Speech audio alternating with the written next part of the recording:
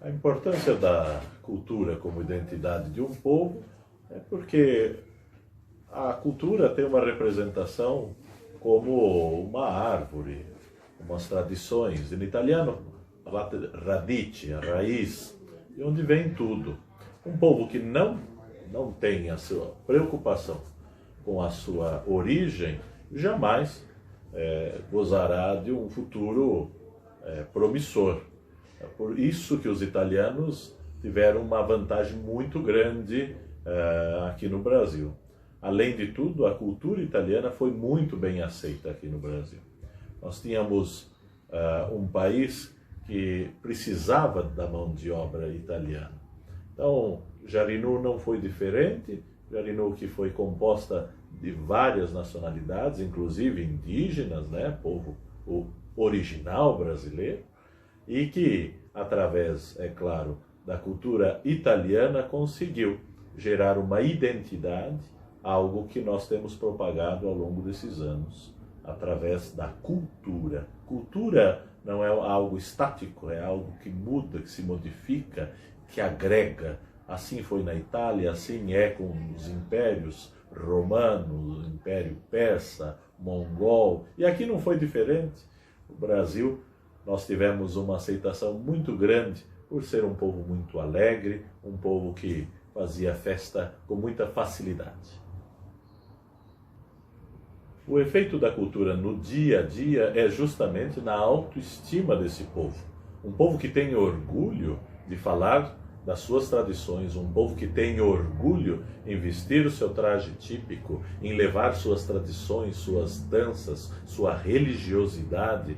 Nosso município, com apenas 30 mil habitantes, consegue ser um expoente, sim, no que diz respeito à cultura, justamente por não deixar nada de fora. A cultura italiana é o pivô, é a força que nos move, mas o único país que consegue fazer nhoque com mandioca é o Brasil.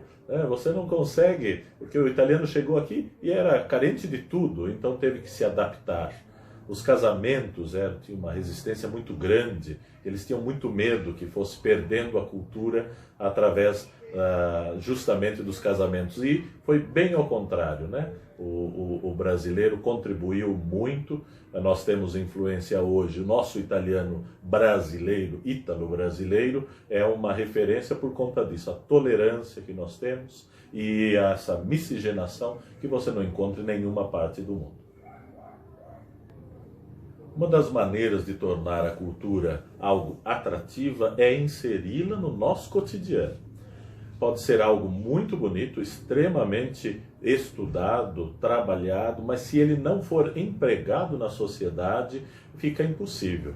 Nós, há mais de 16 anos, ensinamos o idioma italiano, a língua italiana, junto com os costumes, junto com as tradições. Tradições essas de algumas regiões da Itália. Coisas que nós temos aqui, alguns dizeres, alguns provérbios, que só existem aqui em Jarinu. Não tenho nem dúvida de falar sobre isso. Por quê? Porque muitas cidades italianas vieram em peso para o Brasil. Nós temos aqui a curiosidade da família Bulgarelli, por exemplo, que é uma família que veio para o Brasil, ganhou dinheiro e voltou para a Itália, ou seja, acabou influenciando também dois países, né? Levando um pouco do Brasil de volta à Itália. Então, no dia a dia, empregar isso no nosso cotidiano e mostrar e deixar isso atrativo. O jovem tem que gostar, tem que achar bonito, a sociedade tem que achar bonito, senão eles não compram. E se eles não comprarem, não vão vender a cultura, o que é mais importante. Uma coisa muito importante de que se leve em consideração, cada grupo tem uma característica específica, cada região tem. Mesmo aqui dentro do estado de São Paulo, somos a única cidade há mais de 16 anos ensinando a língua italiana em toda a rede pública, não só o idioma, mas também a cultura, a tradição, os grandes personagens, as grandes personalidades da Itália. Não podemos esquecer que Cristóvão Colombo, o descobertor da América, era italiano. Então, a cultura italiana vai muito além. Na nossa região, nós temos a peculiaridade, o povo que veio em sua grande maioria, era do Vêneto. E mesmo dentro do Vêneto, nós temos uma divisão muito grande de regiões dentro do Vêneto. Então a cultura, o dialeto, algumas coisas de receitas, por exemplo, que elas são peculiares, endêmicas, vamos dizer assim, de Jarinu. Sem referência fora daqui, sem referência. Nós temos, por exemplo, algumas famílias que os mais velhos das casas, os anciãos, eles não chegaram nem a falar português, né? Passaram uma vida toda no Brasil falando apenas o dialeto, aquele dialeto próprio daquela pequena região da Itália que veio para cá. Então, isso é muito importante e principalmente não tornar isso motivo de separação, de segmentarismo, mas sim de inclusão. E aqui o italiano conseguiu fazer isso, porque as terras de Jarinu eram terras, naquela época, terras que tinham um custo muito baixo. As pessoas conseguiam comprar propriedades aqui. Então, foi um ponto de agregação para os italianos da região que vieram em massa para cá, trazendo sua cultura, deixando para nós essa riqueza cultural. Quando a gente fala de grupo folclorístico, como é o nosso caso, que envolve dança, canto coral, trajes, nós movimentamos muito a sociedade por conta disso. Nossas viagens são viagens, as nossas turnês, na verdade, vamos para a 4ª turnê europeia, já fizemos América Latina, já fizemos as 5 regiões do Brasil, né? De norte a sul, de leste a oeste, e isso demanda parte financeira também. E, mais uma vez, eu estou a dizer, não adianta termos um produto muito bom se não conseguirmos vender esse produto. Vendemos esse produto através da acolhida. A pessoa que não é descendente de italiano, como temos no grupo, gente, que não tem no seu sangue a origem italiana, porém é um grande ativista da cultura italiana, da cultura ítalo-brasileira, sem exclusão nenhuma. E isso movimenta uma viagem internacional, no mínimo a gente movimenta aí R$150 mil, isso por baixo, né? Então há uma movimentação dentro e fora do grupo para que ele continue perpetuando, levando a cultura. Não, nunca, de maneira alguma, excluindo, sempre agregando, sempre buscando fazer com que, mesmo aquele que tem um nível social ou cultural ou financeiro menor, consiga, através de um equilíbrio que o grupo busca e trabalha, arrecadar e conseguir participar de todos os nossos eventos. A história do registro da cultura italiana no município começou primeiramente com um livro, né? Nós vimos a necessidade, Dona Lígia Clarecchi Lorenzini, nossa secretária de Educação e Cultura, teve essa preocupação e foi o pontapé inicial, juntamente com o juiz da cidade, o Dr. Rogério Correia Dias, foi um grande incentivador para que criássemos, juntamente com a Unicamp, um estudo. E fomos de casa em casa, passando nessas famílias e pesquisando qual era a influência ou de que região. Tanto é que nós acabamos descobrindo que aqui em Jarinu nós temos todas as regiões da Itália sendo representadas. Calábria, Sicília, Roma, todas as regiões, Vêneto, e isso foi muito bom porque o nosso grupo folclorístico Stella Bianca tem essa característica praticamente única, onde a gente entra em todas essas culturas regionais dentro da Itália, sem causar nenhum tipo de atrito. Nosso grupo, pouca gente sabe disso, mas parte da Itália, a gente não imagina isso, né? Ou muita gente não imagina, parte da Itália não fala italiano, né? Fala ainda os dialetos, parte da Itália não fala italiano, fala os idiomas dos países vizinhos, como o caso da Eslovênia, como é o caso da França, como é o caso do alemão, né? Até a cidade de Bolzano se fala alemão. Nós temos o grecânico salentino, né? Nós temos gente ainda que no seu dialeto ainda traz o período que a parte da Itália era grego e ainda fala nesse dialeto. Então, isso foi muito bom, esse resgate. E nós, a partir daí, tomamos o cuidado de registrar em vídeo e através de muitas retrospectivas, as nossas viagens, as nossas apresentações, para que no futuro, quando nós já não estivermos por aqui, a nova geração possa ver por onde passamos e qual será o caminho a ser seguido.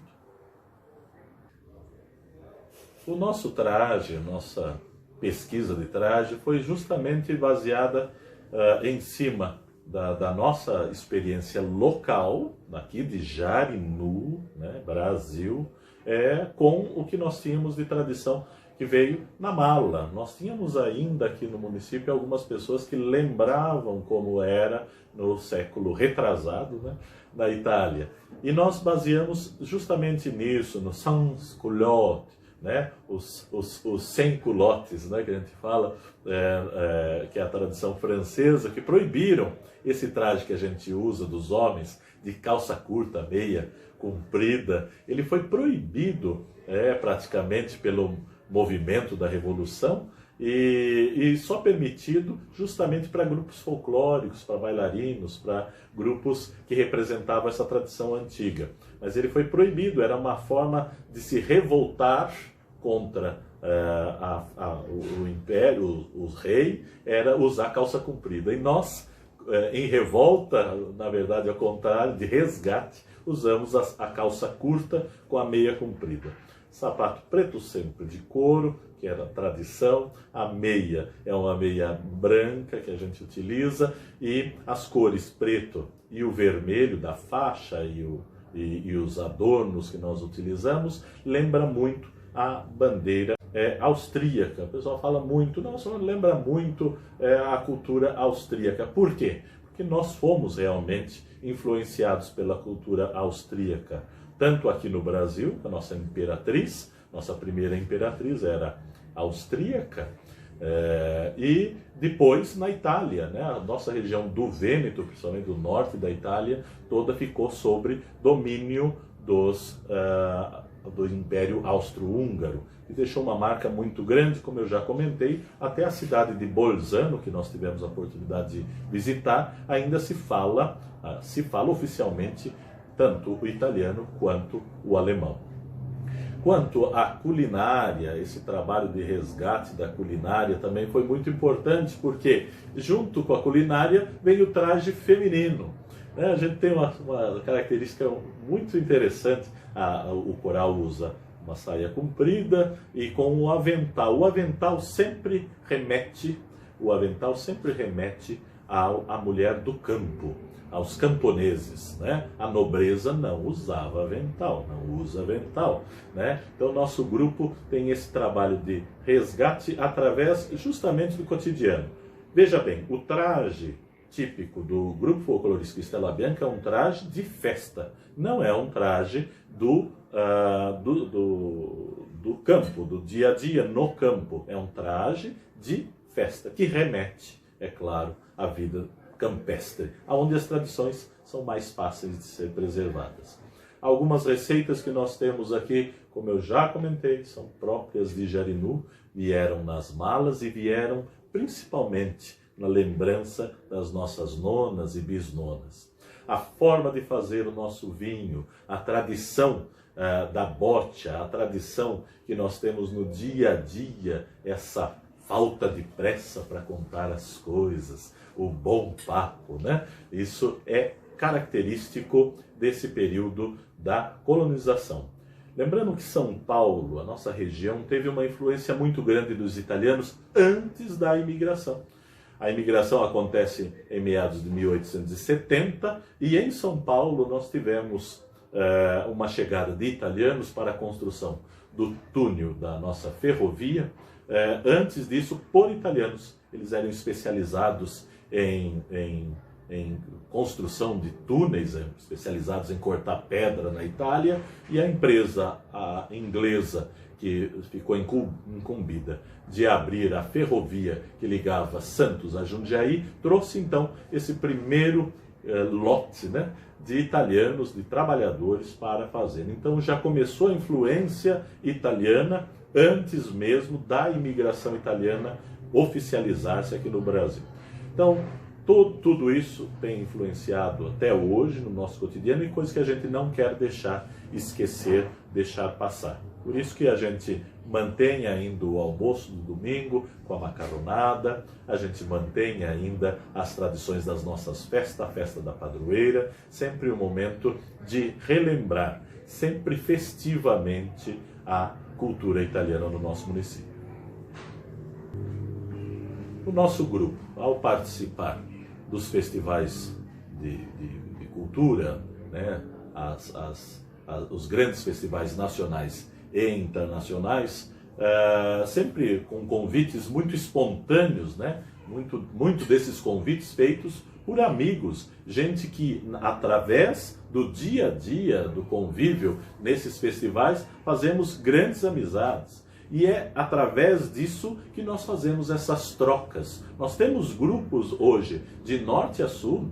Tivemos a oportunidade de nos apresentar em Manaus, lá com os índios. Ensinamos dança italiana lá para os índios. Fomos ao Rio Grande do Sul, no Centro-Oeste, Rio de Janeiro, Espírito Santo. Todos esses locais que nós passamos, sempre levamos parte da nossa cultura e trouxemos parte da cultura deles também.